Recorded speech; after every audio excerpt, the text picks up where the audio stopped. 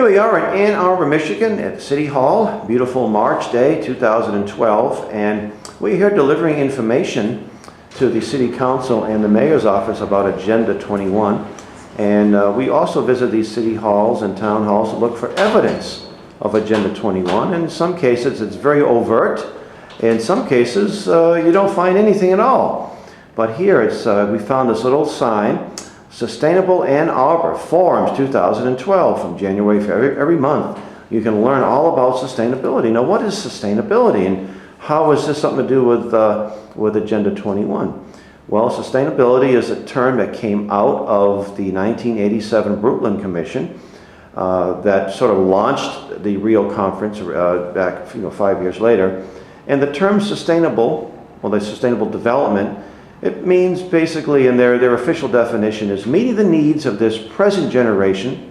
Notice they say needs, not wants or desires, but needs, without infringing upon the needs of the future generation. And that sounds very logical and fuzzy, but when they tell us what they really mean by sustainability, they tell you that certain practices, single-family homes, because the middle class has high consumptions of energy and so forth, all of this is unsustainable. And it's fascinating that most of these towns that buy into Agenda 21 are towns that are sort of upper middle class, where there's a lot of unsustainable people living. And they will implement policies, in many cases very bad science too, by the way. We can say that burning fossil fuels is sustainable because when we're burning fossil fuels, we'll be burning wood and low density and so forth. So these are one of the things we look out for. And the whole platform, or the foundation of Agenda 21, was based on several things, of course. Land, private property is unsustainable because that's where all social inequality begins, according to the sustainable types.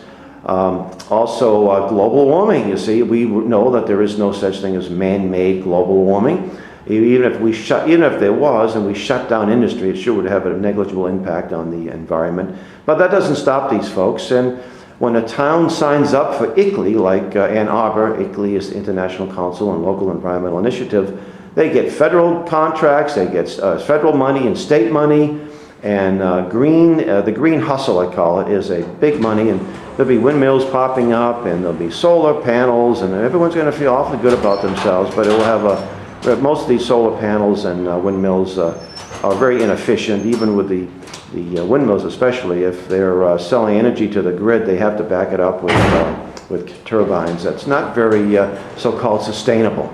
So for more information about this, I suggest you visit jbs.org, and you can find out about Agenda 21. There's all kinds of resources there.